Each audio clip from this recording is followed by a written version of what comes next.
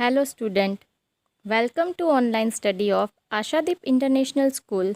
In today's session, subject is Environmental Studies, Standard 5th, Chapter number 8, A Treat for Mosquitoes, Solution of Exercise, Session 2. In the previous session, I have already explained you the chapter. So now in this session, we are going to discuss about the solution of exercise. So let's start. Question number 1 is, do you know anyone who has had malaria? आप ऐसे किसी को जानते हो जिसको malaria हुआ हो? Answer is yes, once one of my friends suffered from malaria. हाँ, एक बार मेरे एक फ्रेंड को हुआ था. इट माइट बी पॉसिबल आपके किसी रिलेटिव्स को या आपको ही कभी मलेरिया हुआ है. Then you can write answer accordingly. Second question is, how did they find out that they had malaria? उनको पता कैसे चला कि उनको मलेरिया हुआ था? Answer is it was found out by examine his blood test. कैसे पता चला? तो जब उनके ब्लड का टेस्ट किया तब जाके पता चला कि उनको मलेरिया था. लाइक चैप्टर के अंदर रजत को मलेरिया हुआ था, राइट? और उसका भी तो ब्लड टेस्ट हुआ था. Next question is, What problems did they have on having malaria? Malaria जब होता है तब मलेरिया के पेशेंट को कैसे सिम्टम्स होते हैं, वो क्या प्रॉब्लम्स होते हैं? Answer is at times he used to suffer from fever with chills and rigors. He also became weak. ये मलेरिया की वजह से फीवर भी आता था, फीवर के साथ साथ ठंड भी लगती है, पूरा जो बॉडी है वो कांपता है, एंड जो फ्रेंड जो था वो वीक भी हो गया. Next question is, what other disease can be caused by mosquito bytes? अब मॉस्किटो के बाइट करने से और कौन कौन से डिसीज़ होते हैं? Answer is disease like dengue, chikungunya can be caused by mosquito bytes. Dengue और चिकनगुनिया भी मॉस्किटो के काटने से होते हैं. जैसे मलेरिया होता है, सिमिलरली डेंगू और चिकनगुनिया भी हो सकता है. Next question is, in which season is malaria more common? Why do you think this happens? कौन से सीज़न में मलेरिया ज़्यादा होता है और ऐसा क्यों होता है? Answer is malaria is more common during the rainy season. This is because water locked and dam places provide suitable breeding environment for mosquitoes. अब क्या होता है रेनी सीज़न के अंदर कि पानी जो है ना वो भर जाता है. कहीं पे भी डिग्स है, पिट्स है, तो उसमें पानी भर जाता है. तो क्या होगा कि वहाँ पे मॉस्किटोज़ जो है वो इजीली एग्स जो है वो ले कर सकते हैं, एंड उसमें से लार्वा देन मॉस्किटो में फॉर्मेशन होता है. सो उनके लिए ये सूटेबल एनवायरनमेंट होता है. Next one is, what do you do in your house to protect yourself from mosquitoes? Also find out from your friends about what they do. अब mosquitoes से बचने के लिए आप अपने घर में क्या करते हो, और आपके फ्रेंड्स को भी आपको पूछना है, एंड वहाँ से भी आपको कुछ इन्फॉर्मेशन लेनी है कि वो क्या करते हैं. Answer is in our as well as my friends house mosquitoes repellent devices and mosquito nets are used to protect ourselves from mosquitoes. We also keep our coolers, pots etcetera dry and clean. मेरे घर में as well as मेरे जो friends हैं उनके घर में mosquito रेपेलेंस devices use होते हैं, जैसे कि ऑल आउट आता है, और इवन नावा डेज लिक्विड मॉस्किटो रेपेलेंट भी अवेलेबल होता है कि जो आप क्लोथ्स पे लगा सकते हो.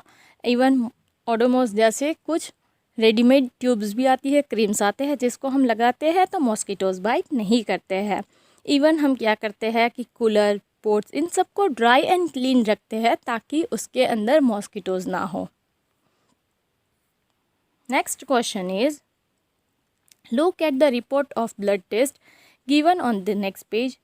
विच words the report helps us to know that patient has malaria. अब आपको यहाँ पे एक रिपोर्ट दी गई है. यहाँ पे आपको देखना है कि इस रिपोर्ट को देख के कैसे पता चला कि पेशेंट को मलेरिया है. It is clearly mentioned in the report that malaria parasite has been found in blood sample of the patient. Here you can see malaria parasites found in blood test sample. ये जो लिखा है उसका मतलब क्या हुआ कि मलेरिया के जो पैरासाइट्स होते हैं जिसकी वजह से मलेरिया होता है ये ब्लड के अंदर पाए गए हैं। इट मीन्स ये जो भी ब्लड टेस्ट का रिपोर्ट है वो इंडिकेट करता है कि वो मलेरिया का पेशेंट है। Next question is look at Aarti's blood report and find out the minimum haemoglobin required. यहाँ पे ये आरती के पूरा रिपोर्ट है।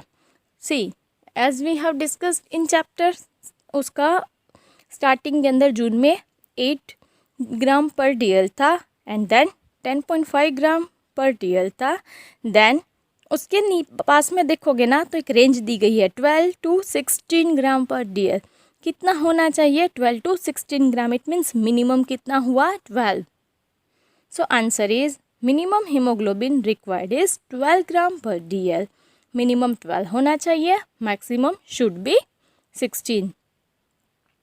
एंड उसका कितना था? पहले 8 था, उसमें से ऑलमोस्ट सितंबर तक 10.5 हुआ। Next question is how much did Aarti's haemoglobin go up and how long did it take for that. Aarti का हीमोग्लोबिन कितना बढ़ा और कितना टाइम लगा? Answer is Aarti's haemoglobin increased by 2.5 gram per DL in about 3 months. पहला जो रिपोर्ट था वो जून में करवाया था, देन सितंबर में करवाया। सो 3 मंथ्स का डिफरेंस है, राइट। सो 3 मंथ्स लगे। जून के अंदर 8 था एंड सितंबर में 10.5 था। सो कितना बढ़ा? 2.5 gram, right. Next question is what does the newspaper report say about the problems caused by anaemia. Newspaper के अकॉर्डिंग वो मैंने आपको चैप्टर के अंदर एक्सप्लेन किया था कि वहाँ पे दिया था कि दिल्ली गवर्नमेंट जो है उन्होंने ये आइडेंटिफाई किया कि बच्चों को एनीमिया हो रहा है। काफ़ी सारे बच्चे जो है वो एनीमिया से सफ़र हो रहे हैं। साथ में कुछ सिम्टम्स भी दिए थे उसमें। आंसर इज ये सिम्टम्स क्या थे? Newspaper report tells that anemia is affecting both physical as well as mental health of the children suffering from it. Due to anemia, children do not grow well and their energy levels are low. This affects their ability to study properly. अब ये report जो है वो क्या कह रही है कि एनीमिया जो है उसकी effect physical as well as mental दोनों हेल्थ पे होती है और बच्चे जो है वो उतना अच्छे से ग्रो भी नहीं कर पाते हैं। उनके जो एनर्जी का लेवल है वो काफ़ी लो होता है, इसीलिए वो स्टडी भी प्रॉपर नहीं कर पाते हैं। उनकी स्टडी पे भी काफ़ी इफ़ेक्ट होता है। So what they should eat?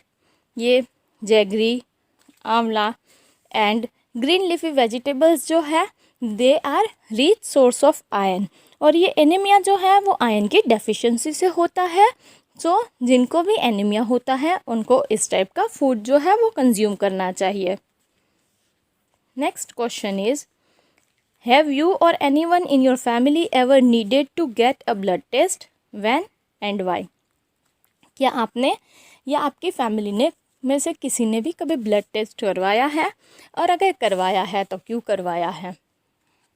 Answer is yes, last year I had got a blood test done because doctor felt that I might be suffering from anemia. हाँ, पिछले साल मैंने ब्लड टेस्ट करवाया बिकॉज डॉक्टर को ये लग रहा था कि शायद मुझे एनीमिया है। ये एनीमिया के अंदर जो ब्लड टेस्ट होता है उसमें ब्लड जो है वो फुल सिरिंज लिया जाता है। ये हमने चैप्टर के अंदर डिस्कस किया था। Next question is what was found out by the blood test? Blood test में क्या पता चला, क्या पाया गया? Answer is it was found that I was suffering from anaemia. उसमें ये पाया गया कि मुझे एनीमिया हुआ है। Next question is have you had a health checkup in your school? What did the doctor tell you? क्या स्कूल में कभी आपका हेल्थ चेकअप हुआ है और अगर हुआ है तो डॉक्टर ने क्या कहा था? Yes, last month we had a health checkup in our school. The doctor told me I was healthy. हाँ, लास्ट मंथ तो नहीं हुआ, लास्ट ईयर जब चेकअप हुआ तब ये डॉक्टर ने बोला कि आप हेल्दी हो, कोई भी डिसीज़ नहीं है। Now next question is what are the some of the important points given in the poster. कुछ इम्पोर्टेंट पॉइंट्स जो है वो पोस्टर के अंदर दिए गए थे। पोस्टर जो था वो ये था चैप्टर के अंदर, ये पॉइंट्स हमें बताने हैं। इन the poster it has been warned to remain alert about the mosquitoes because they can spread malaria, dengue and chikungunya. Some precautions measures are also advised to keep off mosquitoes. ये जो posters हैं उसमें ये clearly बताया गया है कि mosquitoes की वजह से हमें अलर्ट रहना चाहिए, बिकॉज मॉस्किटो की बाइट से मलेरिया, डेंगू एंड चिकनगुनिया होता है। इवन यहाँ पे हमें कुछ प्रिकॉशंस भी बताए हैं जो हमने चैप्टर के अंदर जो है प्रीवियस सेशन में डिस्कस किए थे। हमें अगर ऐसी केयर रखेंगे तो जो मॉस्किटोज़ है वो ज़्यादा नहीं होंगे और हम ये डिसीज़ से बच सकते हैं। Next question is why do you think pictures of a tank, cooler and pots are shown in the poster. अब यहाँ पे आपको ना कुछ पिक्चर्स दिए गए हैं, टैंक के पिक्चर है, कूलर का पिक्चर है, ये सब पोट्स है, ये सब पिक्चर्स क्यों दिए गए हैं, उसका मीनिंग क्या है। Answer is because these are the stuff where breeding of mosquitoes can be take place if they are water logged और नॉट क्लीन्ड अप रेगुलरली। ये पिक्चर्स इसीलिए दिए गए हैं बिकॉज अगर इनको हमने प्रॉपरली रेगुलरली क्लीन नहीं किया और ड्राई नहीं रखा देन क्या होगा, इन सब में मॉस्किटोज़ की जो ब्रीडिंग है वो होने के मैक्सिमम चांसेस है, जिससे मॉस्किटोज़ काफ़ी ज़्यादा बढ़ते हैं। So we should take care about it. Next question is why do you think that it talks about the putting fish in tank? What do you think the fish is? अब fish को generally tanks के अंदर रखने के लिए बोला जाता है, ऐसा क्यों बोला जाता है? Answer is it is told so because fishes eat up mosquitoes larvae that have been developing in the water. हमें फ़िश को टैंक के अंदर इसीलिए रखना है बिकॉज फिश जो है वो लार्वा को खाती है, एज ए फूड वो कंज्यूम करती है। सो अगर आप फिश रखोगे तो क्या होगा, मॉस्किटो जो है उसके जो लार्वा है, जो बेबी मॉस्किटोज़ हैं, उनको फिश खा जाएगी, तो मॉस्किटो ज़्यादा नहीं बढ़ेंगे। Next question is what will happen when oil is spread on the water. अब आप जब पानी के ऊपर ऑयल को स्प्रे करते हो तब क्या होता है? Answer is when oil is spread on water the eggs and larvae of mosquitoes growing there would have been killed. जब हम ऑयल को स्प्रे करते हैं तो क्या होता है कि ऊपर एक पूरा ऑयल का लेयर बनता है वाटर के ऊपर, जिससे मॉस्किटो के जो एग्स है या तो जो लार्वा है वो ग्रो नहीं हो सकते, वो मर जाएंगे। सो हम इस तरीके से भी मॉस्किटो से बच सकते हैं। Next question is which diseases are spread by flies and how. अब फ्लाइज से कौन कौन से डिसीज़ होते हैं, हाउस फ्लाई से, एंड कैसे होते हैं? Answer is fly spread dysentery, cholera, typhoid, food poisoning, etc. Flies are easily attracted by filth. They used to sit on dirty matters. Again, when they sit up on the food, microbes are fixed into the food from there. These can enter in the human body. अब क्या होता है कि fly से कौन कौन से disease होते हैं? तो dysentery, cholera, typhoid, food poisoning ऐसे डिसीज़ होते हैं। जनरली फ्लाइज जो है ना वो फ्लिथ से इजीली अट्रैक्ट होती है और ये डर्टी मैटर्स के ऊपर बैठती है। वहाँ पे वो बैठेगी तो क्या होगा, उनके जो जर्म्स है ना वो ये जो फ्लाइज है उनके फीट के ऊपर ये स्टिक होते हैं। फिर फ्लाई जाके अगर कहीं पे ओपन फूड है तो वहाँ पे बैठती है। अगर वही फूड फिर हम कंज्यूम करेंगे तो क्या होगा, जो जर्म्स वो डर्टी मैटर्स में से लेके आए थे वो उसने कहाँ पे लीव किए हैं, वो फूड पे लीव किए। अगर वही फूड हम खा जाएंगे तो क्या होगा, हमें डिसीज़ होने के चांसेस रहते हैं। दैट्स वाई हमें कभी भी कहीं पे भी अगर ओपन फूड है तो ऐसा फूड नहीं खाना चाहिए। घर पे भी फूड जो है वो अच्छे से कवर करके रखना चाहिए। Next question is if water is collected in an area has it caused any problem in the area. अगर किसी प्लेस पे पानी भरा है तो क्या वो प्रॉब्लम क्रिएट करेगा? Answer is yes, it is causing many problems. The entire area is turn into mess and breeding place of mosquitoes and germs. हाँ, अगर कहीं पे भी पानी पूरा भरा हुआ है तो क्या होगा कि वहाँ पे ना पूरा मैस हो जाएगा, पूरा गंदा होगा, एंड जो भी मॉस्किटोज और जर्म्स हैं उनका जो ब्रीडिंग है वो होने के चांसेस है. तो जर्म्स और माइक्रो ऑर्गेनिजम्स दैन मॉस्किटोज ये सब काफ़ी ज़्यादा बढ़ेंगे, which is not good for our health. Next question is who is responsible for keeping this places clean. अब ये सारी प्लेसेस को क्लीन करने के लिए कौन रिस्पॉन्सिबल होता है? Answer is with in the school premises it is the responsibility of school authority, while outside the school the local municipality is responsible for the same. अगर स्कूल के प्रीमाइसेस के अंदर कहीं पे पानी भरता है देन स्कूल की अथॉरिटीज़ की रिस्पॉन्सिबिलिटी होती है. बट अगर स्कूल के बाहर जैसे स्ट्रीट्स या रोड्स के ऊपर कहीं पे भी पानी भरते हैं या कहीं पे ऐसे इश्यूज़ है देन जो भी लोकल म्यूनिसिपैलिटी होती है उनकी रिस्पॉन्सिबिलिटी होती है कि ये सब क्लीन करवाए. Here you can C municipal corporation की जो लेडीज़ है वो यहाँ पे जो स्ट्रीट्स है उनको क्लीन कर रही है. नेक्स्ट वन इज़ वो is suppose to get the gutters and drains repaired. अब गटर्स और ड्रेन्स को कौन रिपेयर करता है? Answer is the local municipality is responsible to get the gutters and drains repaired. अब ये रिपेयरिंग का काम जो है वो लोकल म्यूनिसिपैलिटी के जो मेंबर्स हैं उनकी रिस्पॉन्सिबिलिटी होती है. Next question is can any larva be seen in the collected water. Collected water के अंदर क्या लार्वा देखने को मिलते हैं? Answer is yes, the larva of mosquitoes can easily be seen in the collected water. Yes, जहाँ पे भी वाटर कलेक्टेड होता है वहाँ पे लार्वा देखने को मिलते हैं because mosquitoes use to lay eggs in the water. Next question is if there is a pond और रिवर अराउंड योर हाउस और school, go and look around and observe this things. Can you see algae in और around the water. अगर घर के आसपास या school के आसपास कहीं पे भी पानी भरा हुआ है तो आपको ये ऑब्जर्व करना है कि उस पानी के अंदर अलगी है. येस, आई कैन सी अलगी इन और अराउंड द वाटर. हाँ, ये अलगी जो है वो ऑब्जर्व करने को मिलती है, ऐसे ग्रीन ग्रीन कलर के पैचेस होते हैं. And next question is where else have you seen algae. इनके अलावा कहाँ पे आपने अलगी देखी है? Answer is we saw it near drain, hand pump और डैम walls etc.